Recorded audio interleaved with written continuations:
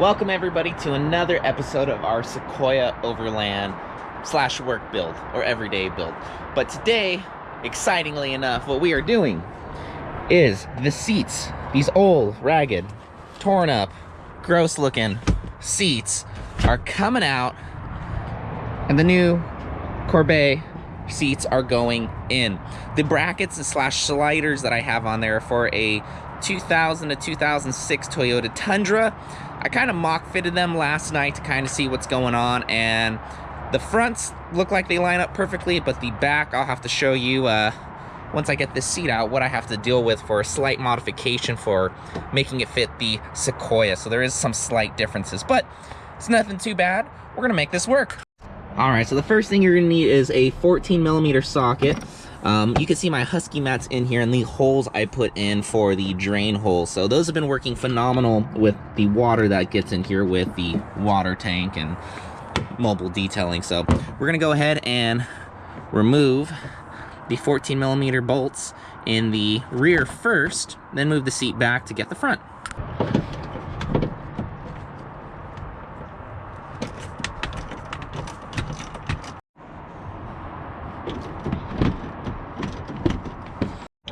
Make sure not to disconnect the power yet, so you can move the seats forward and backward as you see fit. I like to try and make it as level as possible and do the front last to make it easier for pulling the seat out. So I'm going to disconnect the cables, which I have right here, nice, easy, accessible. Push down, unplug. The airbag one is a white little lever you pull back and it comes right on out. So this, you pull that back and it disconnects. No need to disconnect the battery for that one.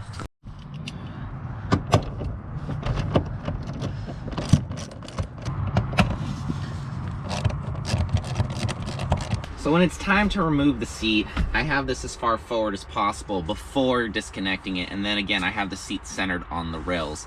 And it's easy as lifting because the front has two hooks that are in, so I always lift the front up first, move it a little bit forward, and it comes right out. So when you do get the seats, they come in two separate boxes when it comes to the brackets and the seats. The brackets will be in a smaller box, and the seats will be separate, stacked up on top of each other.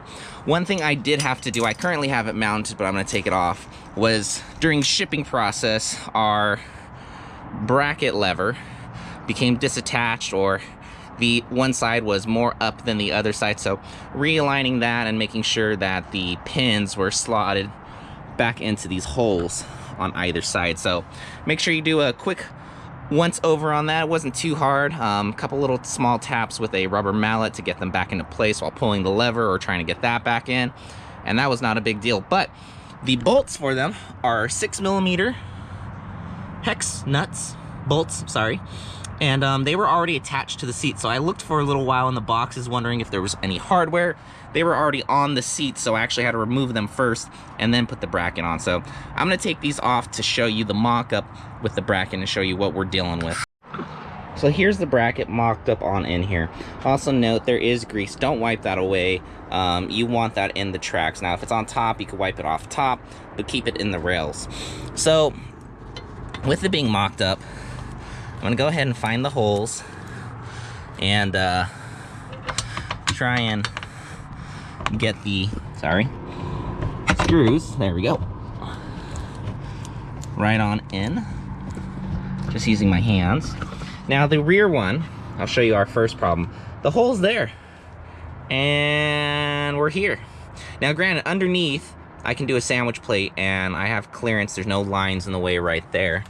On this side, we're really dang close. Like, I see the hole sticking out, literally. Let's see if I get this right on in there. The shadow's stopping it. Let's move the carpet to show you what I mean. Yeah, it's just slightly off there. So, they're not perfect. So, I've got two ideas, and one of them, as you can see, these are mounted to this. So, I'm gonna see if I can get off the factory setup and then mount the rails, but we'll see. Yeah, a little innovation, but the Tundra brackets, the fronts line up, the rears not so much. So there's a little fiddling to do. So I think I have a solution for 3 of the holes, and the 4th one you guys saw with me. I'm gonna just drill through the floor panel, double check, make sure there's nothing under. But what I'm gonna do right now, because it's very, very close when I was test fitting everything, is I'm just gonna open up all 3 of these holes a tad more. Now these are made of steel, so one, I will have to paint them afterwards to prevent any rusting from happening, but I can have a smaller tolerance around the edges compared to aluminum, so I can drill out those holes slightly bigger, and the current washers on the 14mm bolts will still hold everything. So I'm gonna do that. We're gonna go 1 notch up first. We're gonna use my tapered bit, and we'll start with that test fit, because I don't want to go too big. I only want to go as much as I need to, but that should allow enough wiggle room forward and enough wiggle room to the side to get that to line up where I need it to be.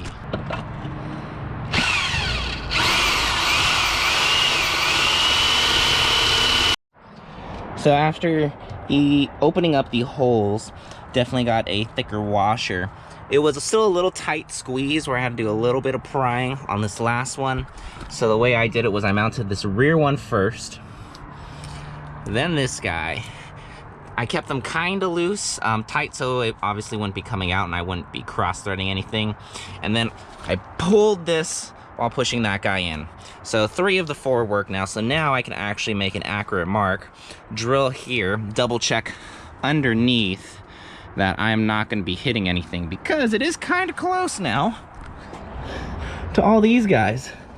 It's going to be very close right here. So what I may do for security is take this off so I can lower these, because I don't want anything to accidentally get punctured. So definitely make sure you've got clearance and stuff. I've got to check the other side for the same thing, or the other option would be the bottom of this has a weld-on piece, and I can grind that off and make a small attachment from here to here to reuse the OEM spot. So yeah, I'm finding I want to do this one because it's the easier option to just go straight through. So probably gonna do that. So now what we're gonna do is we are gonna remove our belt buckle system. So you have your seatbelt indicator light, which will be clipped in a couple spots. I've already undid it there. But you've got your easy wire right here, and they're color coded. So in a little bit, I'm gonna be getting all these spliced together so that way I can at least have the seatbelt thing go off. I'm not worried about the airbag. Yeah, I plan on, because of how old the car is and vehicle is, I actually plan on removing all the airbags, because they're probably, after being 19 years old, gonna do more damage than good anyways. So yeah, let's go ahead and do that. This is a 14mm as well.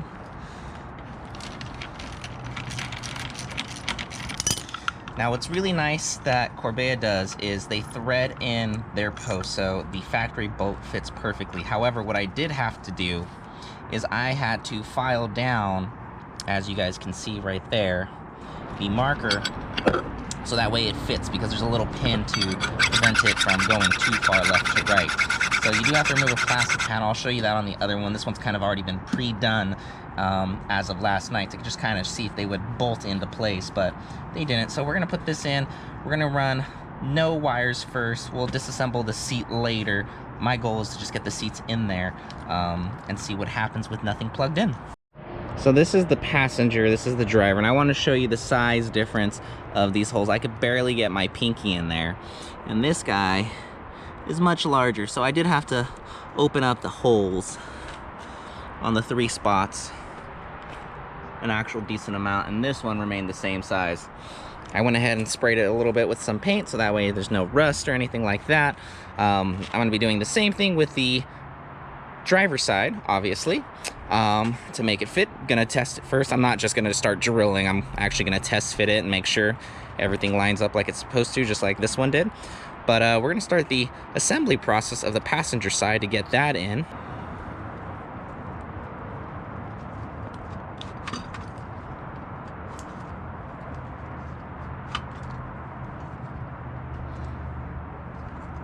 So what I find, because I've already test fitted these, but the top holes are the ones that are going to line up with the bottom. Normally you would do the bottom first, but since I've already had these on, you can see the marks where it used to be. So you get a couple threads. Same thing on this side.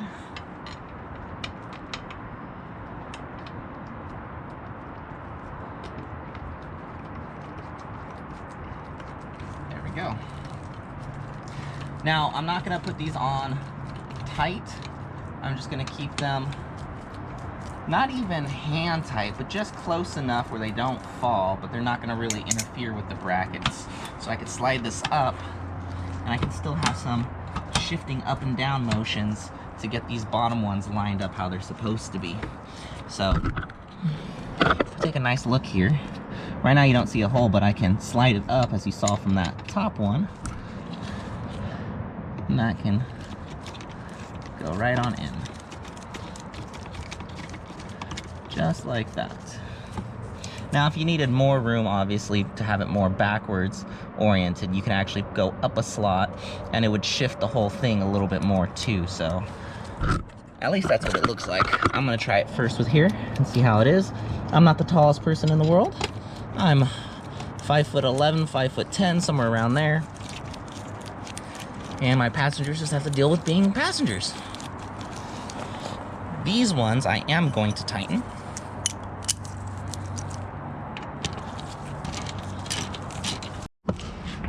So make sure you don't forget to install your safety belt. I've got the washers on the outside of this guy. Remember, it is filed down so it can clear this mechanism. It is the same bolt that came off the OEM seats.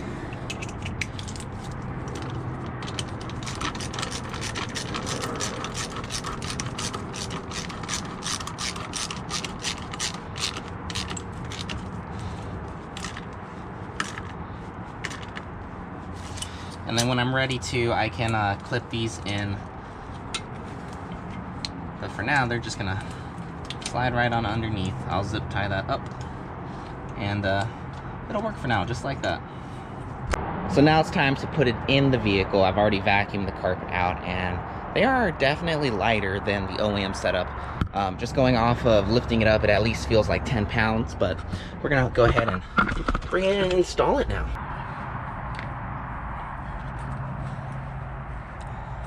All right, seat comes right on in. We're gonna tuck these wires underneath for right now because I'm not gonna be using them right now. I'm gonna do the back first. Remember, it was the back inside first, the front, and then the rear. So I'm gonna see if I can slide this up. Wow, it's not bolted in. There we go. And now let's go do the rear. All right, so we're gonna do our rear bolt first. So it makes life quite a bit easier. So this guy can move how it needs to. I move the carpet out of the way.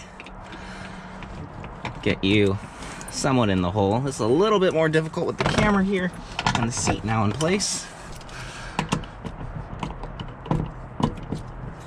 Make sure that's angled upwards.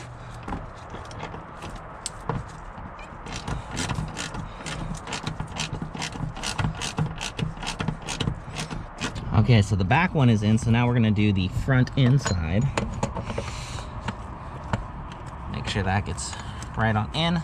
Same thing, you do not want to cross thread.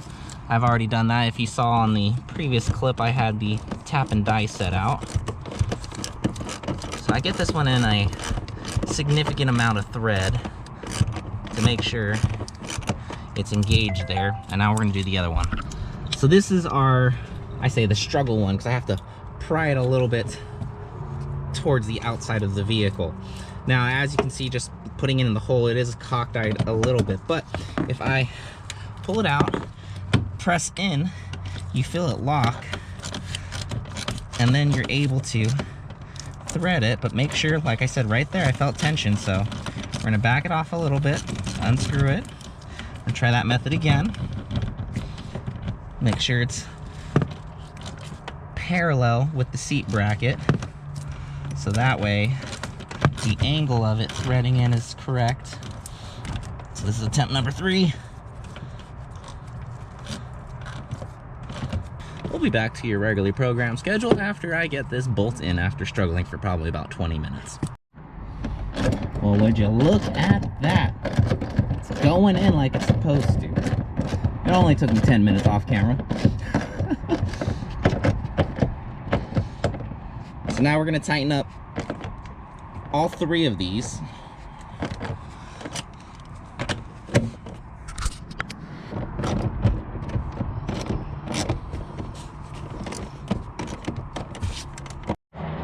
So here's our finished seat. Obviously the driver's side is not in yet. I love how it looks. It really changes the look of the inside. And this is the neoprene material, which feels just like a wetsuit. So super water resistant. We've got all 4 bolts in. I'm gonna show you underneath now what I did under here. So as you can see, I've got a nice fat, this is a very thick washer. Was able to clear all the lines, got a locking nut on there as well. So just a little bit off of where it bolts in, and it is all good. And there it is, both seats are in. So I had to do the exact same thing on this side. I ended up drilling the hole through the body, same concept, giant washer. That's even thicker than these guys. Shimmed out or enlarged the holes on the 3 spots, and the driver's side is in. And the driver's side also has lumbar support, so I can inflate the lumbar and release. Little air bladder inside. These guys, they move or they go up and down. But yeah, everything is manual. Again, I do not have any of the electrical connections for whether it be the seat belts or the airbags in there. That is gonna be something that I'm gonna work on, removing all these wirings and creating my own resistor for the airbag system. But I'm gonna do that off camera because this is gonna be a while. Yeah, and you guys don't need to see my trial and error on stuff. So that is that. So my goal again is to keep all the lights off on the dash. I'm sure I'm gonna get the annoying chime for the first drive right now until I get the seatbelt switch in there. So that's that. I will see you guys on the next episode of T-shirt driving, where either I'll be again working on the Sequoia, 2, you'll see my Volvo V60, or 3, you will see the Volvo C30. Actually, that probably is going to be next, where we go to the track to Auto Club Speedway for the first event of the year, and you guys get to see what a real Volvo race car can do and what it's like working on one.